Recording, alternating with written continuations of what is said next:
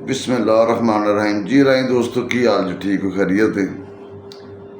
हुणी एक खबर मैं पढ़ी है PP 197 सरदार मनसबल डोगर जिन्हें अराई कौम के खिलाफ गलीज जबान इस्तेमाल की है।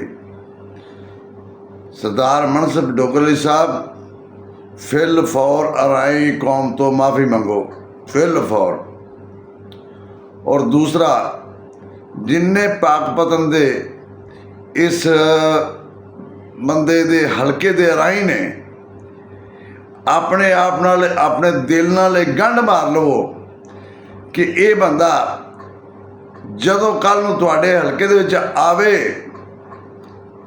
इनू कोई राही इनू बहन वास्ते पीढ़ी भी ना दवे।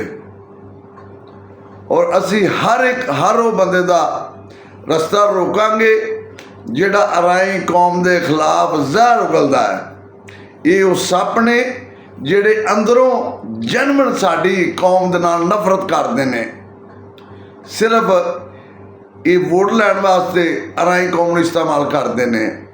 इस गल तो मैं पिटना वा, इस गल तो मैं रौला पाना कि अपने इख्तलाफात नूं खत्म करो, अपने इख्तलाफात नूं दफा कर दिओ। आप मते दोवो, आप कट्ठे होवो। असी जो किसी उत्ते अपने किसी जी नूं खिलार के उहदी ईमानदारी नाल सपोर्ट करिए। ये जिहड़े सपौलीए ने इस तरह के जिहड़े जहर उगलण वाले बंदे ने इन्हां दे चेहरे ये बेनकाब होने शुरू हो गए ने। ये तो चाहते नहीं कि राइयां दा कट्ठ होवे। अगर इन्होंने पता है कि राइयां दा कट्ठ हो गया तो साडी ते मंजी पीढ़ी ठुक जानी है। इस तो कोई ना कोई साडे ही दोस्त साडे ही भरा इन्हां लोगों के हत्थां दे विच इस्तेमाल हो जाते हैं। वो अपने ही कौम के खिलाफ जिहड़े प्लानगा शुरू कर छड्डदे ने, इतिहाद नूं तोड़न की कोशिश करते हैं। कोई ना कोई ऐसी हरकत करते हैं जिसकी वजह तो साडा इतिहाद, साडा प्यार, साडा मुहब्बत नहीं बढ़दा। उसकी असल वजह आ जाए, उसकी असल वजह तुहानूं नज़र आ रही है ना। हजे तो राइयां शुरू किया है, हजे तो राइयां शुरू किया है तो रौले पिले लापे ने पैन, जहर पिले लापे ने बाहर निकलना। पाकपतन दे जिन्हें इस मनसब डोगर के हल्के से राही जिन्ने भी गैरतमंद राही ने, मेरी सारे राही अगे गुजारिश है कि कोई राही इस बंदे दे कोल कोई काम वास्ते ना जाए। असी राही आपस दे विच असी अपने काम आप कर सकने हैं। अलहमदुलिल्लाह अल्लाह पाक सानू ताकत दी। सिर्फ बदकिस्मती हुई कि साढ़े अंदर जाती इख्तलाफात, मकारियाँ, मुनाफकत जिसकी वजह तो असी पीछे हैं। खुदा वास्ते करके अपने जाती इख्तलाफात एक साइड पर रख दो। अपनी कौम की इज्जत वास्ते, अपनी कौम के मकाम वास्ते एक हो जाओ, कट्ठे हो जाओ।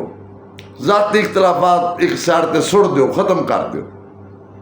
मेरी सारी राई कौम अगे गुजारिश है कि ये जिहड़ा साडे विच कोई ना कोई फतूर उड़दा है ना, फितना उड़दा है। ये इस तरह के लोग ने जिहड़े फितना इस्तेमाल करते हैं। और साडे ही कोई ना कोई भरा जिहड़ा इन्हां दे हत्थां दे विच इस्तेमाल हो के अपने ही कौम, अपने ही राइयां के खिलाफ कोई ना कोई प्लानिंग ऐसी करके सारा सिस्टम नूं खत्म करने की कोशिश करते हैं पे। और ये बहुत देर तो ने। हुण वेखो ना, ये इस तरह के लोगों को ये अच्छा लगेगा कि राइयां का कट्ठ हो जाए? दसोगा मैनू, ये किवें बर्दाश्त करनगे? ये बर्दाश्त नहीं कर सकते। आ वेखो ना, जहर है ना जिहड़ा इहदे अंदर दा जहर सी वो बाहर निकलिया। जो दे अंदर राइयां के खिलाफ सी ना वो जहर इन्हें उगलिया। और ये उगलणगे, तुहाडे सामने आएगा। ये सिर्फ लोग सानू इस्तेमाल करते हैं पे। खुदा दा वास्ता जे हजे भी टाइम है जे इस तरह के लोगों को पहचानो, आपस में प्यार, मुहब्बत, इतफाक पैदा करो। और मनसब डोगर साहब फिल फौर राही कौम तो माफ़ी मंगो।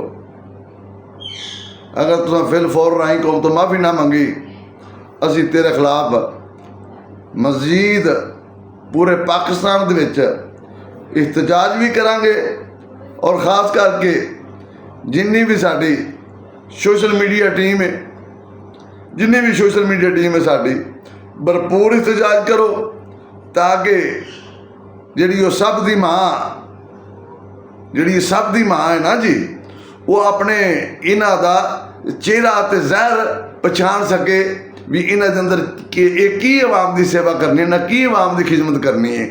इन्हां दे अंदर जिहड़ा ज़हर भरिया है, जिस तरह के इन्हां दे अंदर मकारियां ने, ना की करना आवाम का, ये कुछ भी नहीं, इस तरह मकार लोग ने। मेरी सारी राई कौम अगे गुजारिश है कि भरपूर इhtजाज करो, सोशल मीडिया से पूरी कंपेन करो इसके खिलाफ। जदों तक ये राइयां तो माफ़ी ना मंगे, ये माफ़ी मंग भी लवे राइयां तो, जेड़ा तो होया असली राई, जेड़ा तो होया खानदानी राई, वो इस बंदे नूं मंजी भी ना देगा बहन वास्ते। जेड़ा भी इस तरह का कोई MP है, कोई MN है, जेड़ा भी राइयां के खिलाफ जहर उगलता है या राइयां के खिलाफ दिल च बुगज रखता, साडा हक है, साडा फर्ज है कि असी इस तरह के बंदियां नूं मंजी भी ना दईए, पीढ़ी भी ना दईए बहन वास्ते।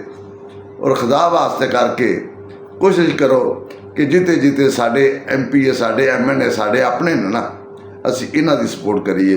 अपनी जाती रंजिशां असी इस तरह दूसरे लोगों के हत्थों 'च इस्तेमाल हो के असी अपने भरावां के खिलाफ असी अपना शेर आप ही मार दिंदे आ, बन के मारने। जो सच्ची गल पुछो, असी अपना शेर आप बन के मार दिंदे आ, और इस तरह के लोगों के हत्थों 'च इस्तेमाल हो के। और वेखो ये असी खत्म नहीं कर सकते। जिहड़े बेज़मीर लोग होंदे ने हर जगह ते पाए जाते हैं, पर वो बेज़मीर लोगों तो पहचान करो, उन्होंने उन्होंने वेखो, उन्होंने पहचान करो, उन्होंने तो बचो, उन्होंने तो बचो।